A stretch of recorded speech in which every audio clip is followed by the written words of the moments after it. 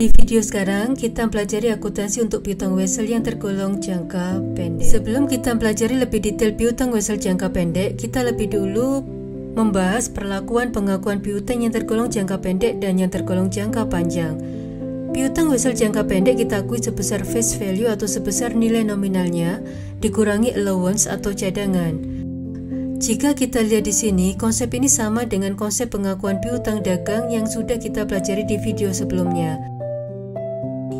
Di akuntansi piutang dagang, kita menilai piutang dagang sebesar kas atau net realizable value atau sebesar netnya atau nilai bersihnya, di mana nilai bersih ini menggambarkan piutang setelah dikurangi cadangan atau allowance.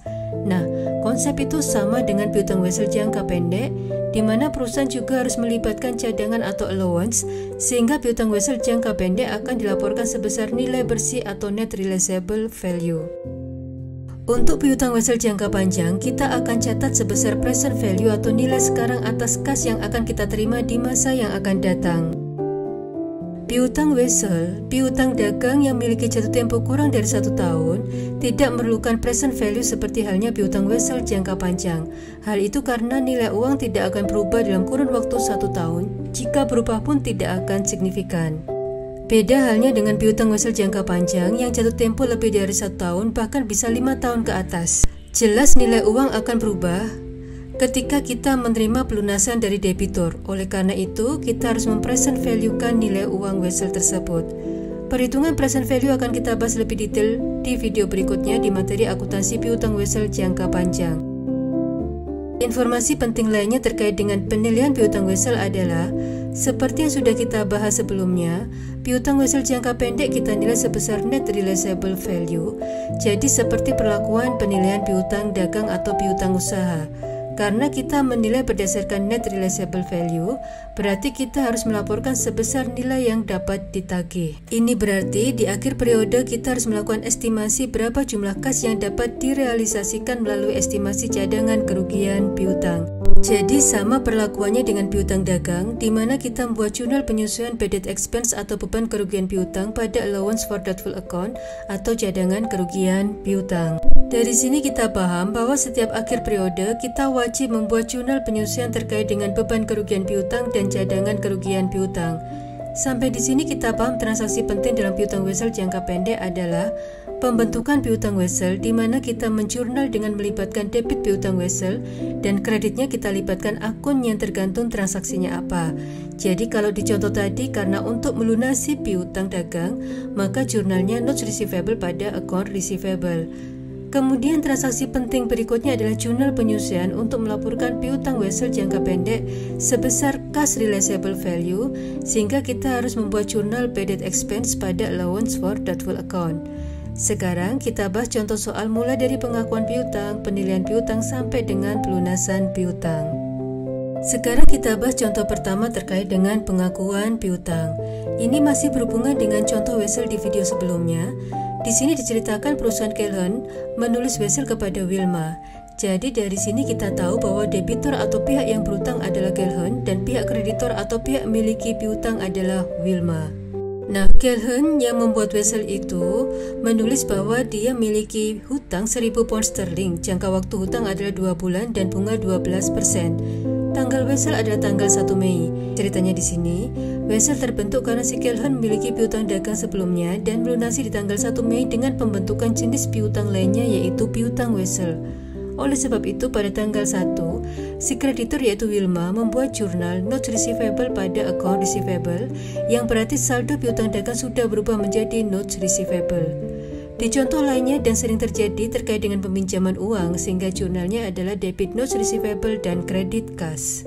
Sekarang kita bahas pelunasan piutang. Wesel ini mulai tanggal 1 Mei dan untuk jangka waktu 2 bulan, berarti jatuh tempo tanggal 1 Juli. Pada tanggal 1 Juli, perusahaan menerima pelunasan piutang wesel, sehingga jelas kita akan mengkredit piutang wesel sebesar nilai nominalnya yaitu 1.000 pounds.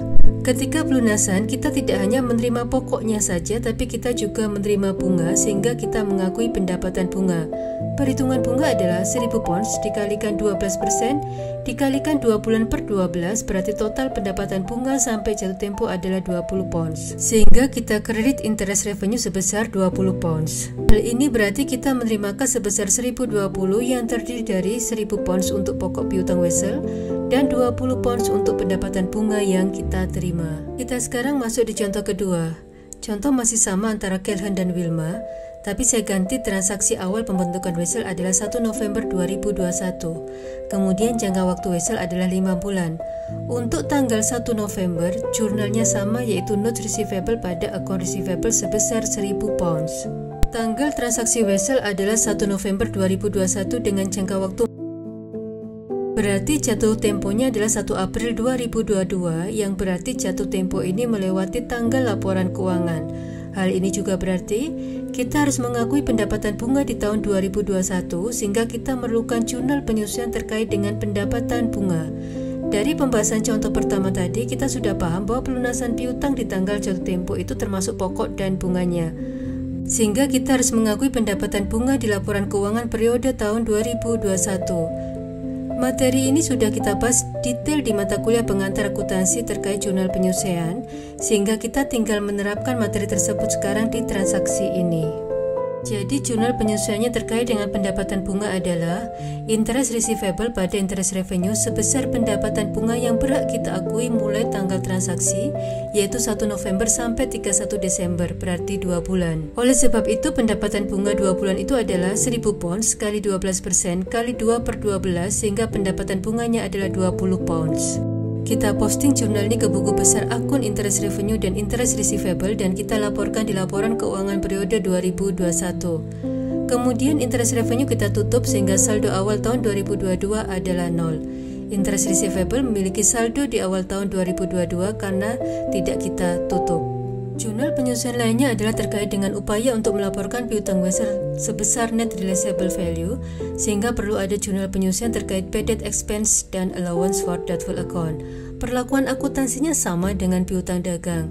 Penentuan berapa angka yang diestimasi di sini bisa berdasarkan persentase dari penjualan atau persentase dari saldo piutang. Sekarang kita membahas jurnal pelunasannya. Tanggal jatuh tempo adalah 1 April 2022. Sehingga seperti yang kita bahas tadi, maka perusahaan akan menerima pokok dan pendapatan bunganya. Jika sebelumnya kita tidak ada jurnal penyesuaian, maka kita cukup mengakui debit cash, credit notes receivable, dan credit interest revenue untuk 5 bulan.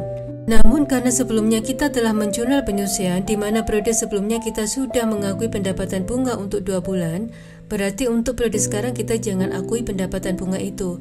Kita tinggal mengakui pendapatan bunga yang belum kita akui, yaitu untuk 3 bulan sebesar 30 pound. Jadi kita kredit interest revenue sebesar 30 pounds. Kemudian kita kredit notes receivable sebesar 20 pounds yang berasal dari jurnal penyesuaian tadi. Piutang wesel kita kredit sebesar pokoknya yaitu 1000 pounds.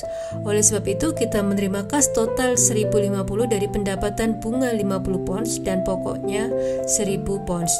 Jika sebelumnya kita tidak menemukan laporan keuangan, maka jurnal pelunasan piutang cukup kas debit sebesar 1050, kredit notes receivable sebesar 1000 dan kredit interest revenue sebesar 50. Kita sekarang bahas contoh ketiga. Bedanya dengan contoh sebelumnya adalah di sini jatuh tempo hitungan hari. Konsep masih sama dengan yang sudah kita pelajari sebelumnya. Diceritakan Gambit Store sebagai pihak penjual atau kreditor menerima wesel yang dibuat oleh Leonard. Nilai wesel adalah $3.400, jangka waktu 90 hari dan bunga adalah 6%. Sekarang kita akan menentukan tanggal jatuh temponya. Transaksi dimulai tanggal 10 Mei, berarti dalam bulan Mei terdapat 21 hari. Kemudian di bulan Juni ada 30 hari. Dan bulan Juli ada 31 hari. Oleh sebab itu, maka dari 3 bulan ini sudah berjalan 82 hari. Jangka waktu adalah 90 hari, sehingga kita kurangkan 90 dengan 82 hari, berarti jatuh tempo adalah tanggal 8 Agustus. Sekarang kita bahas pengakuan transaksi munculnya piutang wesel dengan menjurnal notes receivable pada account receivable sebesar 3.400. Selanjutnya kita menghitung berapa bunga wesel. Kita kalikan nilai nominal sebesar $3.400 dengan tingkat bunga yaitu 6% dan kemudian kita kalikan dengan waktunya yaitu 90/360. Oleh sebab itu, bunga per tahun adalah sebesar $51. Angka ini akan kita libatkan di jurnal ketika kita menerima pelunasan piutang. Pelunasan piutang adalah maksimal tanggal 8 Agustus seperti yang sudah kita bahas tadi. Jika pelunasan tepat tanggal 8 Agustus, maka jurnalnya adalah debit kas sebesar nilai wesel dan bunganya, kemudian kita kredit notes receivable karena kita sudah menerima pelunasan piutang wesel, dan kita juga kredit pendapatan bunga karena wesel ini mengandung bunga di mana debitur selain bayar pokok wesel juga membayar bunganya. Nah, terkait dengan bunga, ini menjadi pendapatan bunga kita. Berdasarkan perhitungan di slide sebelumnya, pendapatan bunga adalah sebesar $51. Oleh sebab itu, kita kredit interest revenue sebesar 51.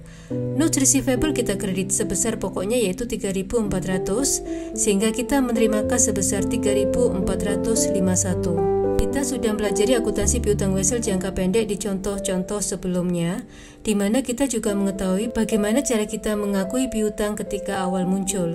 Kemudian, kita juga bisa membuat jurnal penyusian terkait dengan pendapatan bunga dan beban kerugian piutang dan cadangan kerugian piutang. Kita juga sudah membahas perlakuan akuntansi jika kita menerima pelunasan. Materi pelunasan itu disebut disposal of notes receivable. Disposal atau pelepasan piutang karena pertama, debitur melunasi piutang kita pada tanggal jatuh tempo. Ini sudah kita pelajari di contoh-contoh sebelumnya. Yang kedua, pelepasan piutang ketika debitur tidak dapat melunasi piutang, maka kita harus membuat penyusian terkait dengan kondisi tersebut. Selanjutnya, pelepasan piutang wesel bisa terjadi karena kita sebagai kreditor atau penjual ingin mempercepat penerimaan kas dengan cara menjual piutang wesel tersebut. Terkait dengan pelepasan piutang wesel, perlakuan akuntansi tergantung pada dua kondisi, yaitu under atau disunner. Pelunasan piutang yang tergolong under itu untuk transaksi pelunasan di mana debitur melunasi utang dia ke kita sebesar nilai piutang dalam wesel dan tepat waktu sesuai tanggal jatuh tempo atau tidak melebihi tanggal jatuh tempo. Di contoh-contoh sebelumnya kita membahas pelunasan piutang yang tergolong under. Kemudian pelepasan yang tergolong disunner adalah jika debitur melakukan pelunasan tapi tidak 100% dilunasi atau yang kita terima kurang dari yang dijanjikan. Atau bisa juga customer melakukan pembayaran tapi melebihi waktu jatuh tempo wesel. Kondisi lain yang tergolong disunner adalah customer atau debitur tidak melakukan pembayaran sampai waktu jatuh tempo dan perusahaan sudah melakukan beberapa upaya untuk menagih, namun tidak ada kepastian bahwa customer bisa melunasi hutangnya. Kita bahas lagi contoh transaksi pelunasan yang tergolong under. Piutang wesel yang dimiliki bernilai €10.000 dari transaksi tanggal 1 Juni, jangka waktu wesel adalah 5 bulan dengan bunga 9%. Pelunasan dilakukan tepat waktu dalam kurun waktu 5 bulan yang berarti tanggal 1 November. Jurnalnya adalah kas sebesar 1.375 pada notes receivable sebesar nilai nominal yaitu 10.000 dan pada interest revenue sebesar 375. Sekarang kita bahas contoh pelepasan piutang yang tergolong disunner. Di sini diceritakan salah satu customer atau debitur diindikasi tidak dapat membayar hutangnya pada tanggal jatuh tempo, tapi perusahaan masih mengharapkan bahwa customer itu akan membayar piutang. Karena sebelumnya transaksi memunculkan piutang wesel adalah terkait dengan pelunasan piutang dagang, maka di sini perusahaan memunculkan lagi piutang dagang tapi nilainya tidak lagi sebesar 10.000, melainkan sudah memperhitungkan bunga sehingga kita memunculkan piutang dagang sebesar 1.375. Kemudian, kredit notes receivable sebesar saldonya yaitu 10.000. Dengan kredit akun ini, maka sudah tidak ada lagi saldo notes receivable. Selanjutnya, kita mengakui adanya pendapatan bunga sebesar 375. Di contoh sebelumnya, perusahaan masih mengharapkan adanya pelunasan piutang.